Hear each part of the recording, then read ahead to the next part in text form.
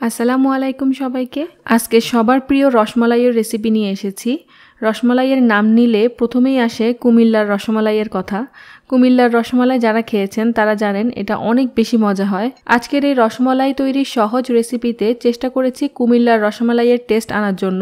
অনেকের রসমালাইয়ের মিষ্টিগুলো শিরাতে দেওয়ার সাথে সাথেই গলে যায় বা দুধের সাথে জাল করার সময় ভেঙে যায়। আশা করছি ভিডিওটা না টেনে পুরো মনোযোগ দিয়ে দেখলে আপনার মিষ্টি ভাঙবেও না এবং গলবেও না। চলুন তাহলে আজকের রসমালাইয়ের রেসিপিটা শুরু করি। প্রথমে আমি 2 লিটার দুধ চুলায় বসিয়ে দিয়েছি একদম হাই হিটে। এখন অনবরত নেড়েচেড়ে একটা বলক তুলে নিব। এখানে আমি ছানা কাটার জন্য 1/4 কাপ ভিনেগার নিয়েছি, তার সাথে দিয়ে দিচ্ছি 2 টেবিল চামচ পানি। এটা মিশিয়ে একপাশে রেখে দিচ্ছি। এদিকে দুধে বলক চলে এসেছে। এখন পাতিলটাকে চুলা থেকে নামিয়ে নিব। নেড়েচেড়ে দুধটাকে 2 মিনিটের মতো ঠান্ডা করে নিব। দুধটাকে বেশি ঠান্ডা করে ফেললে ছানা অতিরিক্ত নরম হয়ে যাবে, তখন মিষ্টি বানানো পসিবল হবে না। তাই এটাকে 2 মিনিটের বেশি ঠান্ডা করবেন না। আর ভিনেগার পানির রেশিওটাও আমি যেভাবে বলেছি সেভাবেই রাখবেন, তাহলে আশা করছি আপনাদের ছানাতে অতিরিক্ত পানি থাকবে না এবং ছানা অতিরিক্ত নরমও হয়ে যাবে না। এখন ভিনেগার পানিটা প্রথমে অর্ধেক দিয়ে আলতো হাতে নেড়ে মিশিয়ে দিব, তারপর বাকিটুকুও দিয়ে দিব। কিছুক্ষণের মধ্যে ছানা আর পানি আলাদা হয়ে যাবে, তখন ঝটপট ছানাটা ছেঁকে ফেলতে হবে। তবে আপনি যদি শুরুতেই দুধটাকে বেশি ঠান্ডা করে ফেলেন, তাহলে যদি মনে হয় ছানাটা অতিরিক্ত নরম লাগছে, তাহলে এই পর্যায়ে 1 মিনিটের মতো অপেক্ষা করে তারপর ছেঁকে ফেলবেন। এতে করেও ছানাটা কিছুটা শক্ত হবে। ছানাটাকে একটা পাতলা সুতি কাপড়ে ছেঁকে নিয়েছি। এখন পানি ছেড়ে দিয়ে ছানাটাকে ভালো করে ধুয়ে নিব যতক্ষণ না এটা পুরোপুরি ঠান্ডা হয়ে যায়। তারপর কাপড়টাকে একসাথ করে এভাবে চিপে চিপে বাড়তি পানিটুকু ফেলে দিব। এখানে আরেকটা বিষয় বলে রাখছি, ছানা ছাকার জন্য এরকম পাতলা সুতি কাপড় নেবেন। এতে করে ছানার পানি খুব সহজেই দ্রুত বেরিয়ে যাবে। এই পর্যায়ে আপনারা ছানাটাকে ঝুলিয়ে রাখতে পারেন 2 ঘন্টার মতো, বা ভারী কিছু দিয়ে চাপা দিয়েও রাখতে পারেন 1 ঘন্টার মতো। কিন্তু ছানাটাকে ঝুলিয়ে রাখলে অনেক সময় বাইরের দিকটা ড্রাই হয়ে যায়, তাই বেস্ট হয় এটাকে তাওয়াল পেঁচিয়ে রাখলে। এতে করে ছানাটা বাইরে ড্রাই আউট হবে না এবং খুব সহজেই তাওয়ালটা বাড়তি পানিটুকু টেনে ফেলবে। এই টিপসটা আমি পেয়েছি মিথিলাস রেসিপি আমেরিকা চ্যানেল থেকে, তাই আপুকে একটা ধন্যবাদ দিচ্ছি। তাওয়াল পেঁচিয়ে 3 ঘন্টা বা 4 ঘন্টার মতো রেখে দিলেই ছানাটা রেডি হয়ে যাবে। প্রায় 3 ঘন্টা পর ফিরে আসলাম। এখন ছানাটাকে প্রথমে মেপে নিব, তাহলে সেই অনুযায়ী বাকি উপকরণগুলো নিতে পারবো। আমার এখানে আজকে 2 কেজি দুধে 250 মিলি কাপের পুরো 2 কাপ ছানাই হয়েছে। এখন ছানাটাকে হাতের তালু দিয়ে মথে নিব যতক্ষণ না পুরোপুরি মসৃণ হয়ে যায়। শুকনো উপকরণগুলো মেশানোর আগেই ছানাটাকে ভালোভাবে মসৃণ করে মথে নিতে হবে।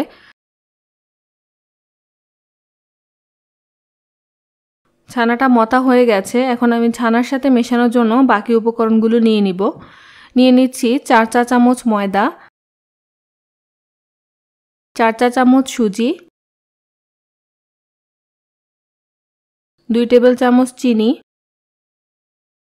2 চিমটি এলাচ গুঁড়া এবং 1/4 চা চামচ বেকিং পাউডার। এগুলোকে একসাথে মিশিয়ে নিব। তারপর দিয়ে দিচ্ছি 2 চা চামচ তেল।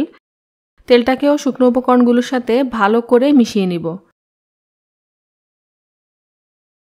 মেশানো হয়ে গেছে। এখন এই মিশ্রণটা ছানার সাথে মিশিয়ে নিব। এভাবে প্রথমে কষলে কষলে মেখে নিব। তারপর এভাবে হাতের তালু দিয়ে আরও কিছুক্ষণ মথে নিব, যাতে এগুলো ছানার সাথে ভালোভাবে মিশে যায় এবং চিনিটাও পুরোপুরি গলে যায়।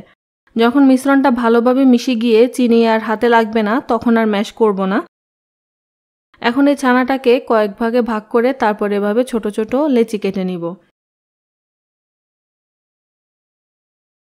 সবগুলো লেচি কেটে নিয়ে তারপর এগুলো হাতের তালুতে নিয়ে এভাবে মসৃণ করে লম্বাটে শেপ দিয়ে নিব। এভাবে আমি সবগুলো শেপ দিয়ে নিয়েছি। এখন চলে যাব শিরা তৈরি করতে।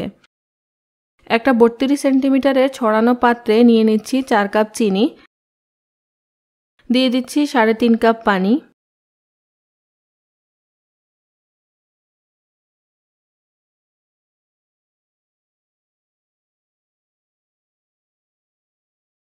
নেড়ে মিশিয়ে দিয়ে অপেক্ষা করব বলক আসা পর্যন্ত।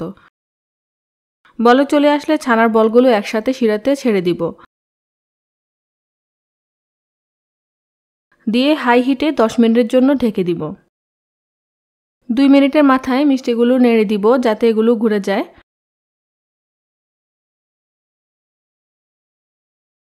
তারপর আবারও ঢাকনাটা লাগিয়ে দিব। 10 মিনিট হয়ে গেছে, এখন আমি ঢাকনাটা সরাবো, কিন্তু তার আগে আবারও 10 মিনিটের একটা টাইম সেট করে নিচ্ছি, অর্থাৎ এখন থেকে আরও 10 মিনিট মিষ্টিটা জাল হবে। এগুলো যেহেতু সাইজে ছোট তাই 10 মিনিটই যথেষ্ট। এখন আমি এখানে 1 কাপ ফুটন্ত গরম পানি অ্যাড করে দিব। এই পানিটা অবশ্যই 10 মিনিট পর দিবেন।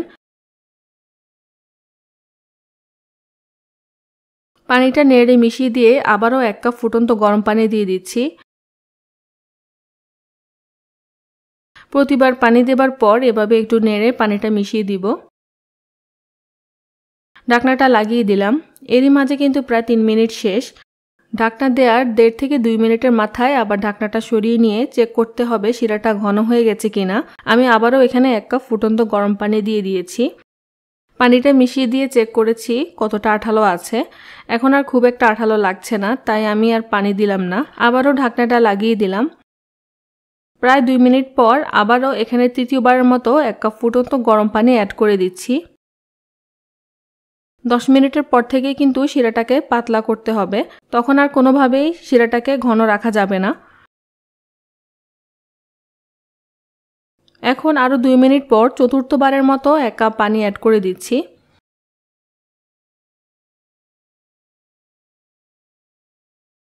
10 মিনিটের টাইমারটা শেষ হতে আর 2-3 মিনিটের মতো আছে। 2-3 মিনিট হয়ে গেছে, অর্থাৎ আমাদের 10 মিনিট রান্না শেষ। এখন একটা মিষ্টি তুলে এক জগ নর্মাল ঠান্ডা পানিতে ছেড়ে দেখব। মিষ্টিটা দেওয়ার সাথে সাথে ডুবে গেছে, তার মানে এটা হয়ে গেছে। এখন আমি চুলা বন্ধ করে দিয়ে সাথে সাথে একটু নেড়ে দিব। অতিরিক্ত ভাসবোটা বের হয়ে গেলে মিষ্টিগুলো আর চ্যাপ্টা হবে না।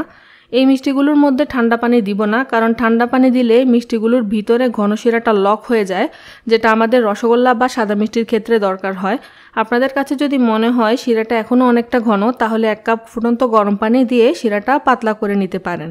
এখন শিরার মধ্যে মিষ্টিগুলো পুরোপুরি ঠান্ডা হওয়া পর্যন্ত অপেক্ষা করতে হবে। চাইলে 7-8 ঘন্টাও রেখে দিতে পারেন। 7-8 ঘন্টা পর মিষ্টিগুলোকে তুলে একটা বাটিতে নিয়ে নিচ্ছি।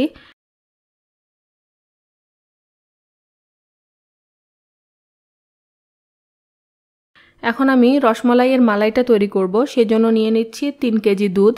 দুধটাকে অনবরত নেড়ে নেড়ে অর্ধেক করে নিতে হবে। ফ্লেভারের জন্য একটা এলাচ দিয়ে দিলাম, এতে করে খুব মৃদু একটা স্মেল পাওয়া যাবে। এখন নেড়ে চেড়ে এটাকে অর্ধেক করে নিব।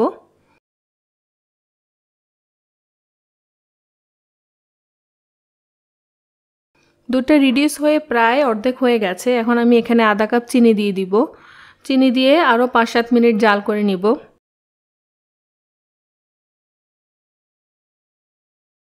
তারপর আমি তুলে রাখা মিষ্টিগুলো দিয়ে দিব। দিয়ে মিষ্টিগুলোকে একটু নেড়ে দিয়ে ঢাকনাটা লাগিয়ে দিব এবং চুলার আঁচটা মিডিয়াম করে দিয়ে রান্না করব 10 মিনিট। এই পর্যায়ে মিষ্টিগুলোকে খুব বেশি নাড়তে যাবেন না, তাহলেই ভেঙে যাবে। রসমালাইয়ের রসটাকে দোকানের রসমালাইয়ের মতো আঠালো করার জন্য আপনি চাইলে কর্নফ্লাওয়ার গুলে দিতে পারেন, অথবা মালাইটাকে একটু বেশি ঘন করবেন, আর যখন রসমালাইটা হয়ে যাবে তখন সেটাকে ফ্রিজে 1 থেকে 2 দিনের জন্য রেখে দিবেন, তাহলেও এটা আঠালো হয়ে যাবে। আরেকটা কথা, আপনি যদি রসমালাইয়ে কালার আনতে চান তাহলে এখানে ক্যারামেল অ্যাড করতে পারেন। এতে করে কালারটা যেমন সুন্দর আসবে তেমনি স্মেলটাও ভালো হবে। আর কালার না দিতে চাইলে যেভাবে আছে সেভাবেই রেখে দিবেন। 10 মিনিট পর চুলা বন্ধ করে দিয়েছি। এখন ঢাকনা দিয়ে রসমালাইটাকে নর্মাল টেম্পারেচারে এনে তারপর নর্মাল ফ্রিজে রেখে দিব 1 থেকে 2 দিনের জন্য। আমি প্রায় 5 ঘন্টা পর ফ্রিজ থেকে নামিয়ে আপনাদেরকে একটু দেখাচ্ছি। এই যে দেখুন এখনই কতটা ঘন হয়ে গেছে। আমি মিষ্টিগুলোকে একটু সার্ভিং ডিশে নিয়ে আপনাদেরকে দেখাবো, সেই সাথে ফটো তুলবো। তারপর এগুলোকে কন্টেইনারে ভরে ফ্রিজে রেখে দিব 1 থেকে 2 দিনের জন্য। ফ্রিজে 1 থেকে 2 দিন রেখে দেওয়ার টিপসটাও আমি পেয়েছি মিথিলা আপুর কাছ থেকে। আমরা সবাই কারো না কারো কাছ থেকে রান্না শিখে থাকি, তাই যার কাছ থেকে শিখি কখনো তাকে ক্রেডিট দেওয়ার ব্যাপারে কার্পণ্য করব না। এরই মাঝে চলে আসলাম ভিডিওর শেষ প্রান্তে। আশা করছি আজকের এই রসমালাই রেসিপিটা আপনাদের কাছে ভালো লেগেছে। কোনো প্রশ্ন থাকলে কমেন্ট করে জানাতে পারেন, আমি চেষ্টা করব আনসার করতে। আর ভিডিওতে একটা লাইক এবং কমেন্ট করে আমাকে সাপোর্ট করবেন। আপনাদের সাপোর্ট পেলে সামনে এরকম আরও অথেন্টিক এবং ভালো ভালো রেসিপি নিয়ে আসবো ইনশাল্লাহ। তো সবাই ভালো থাকবেন, সুস্থ থাকবেন, এই দোয়া বিদায় নিচ্ছি। আসসালামু আলাইকুম।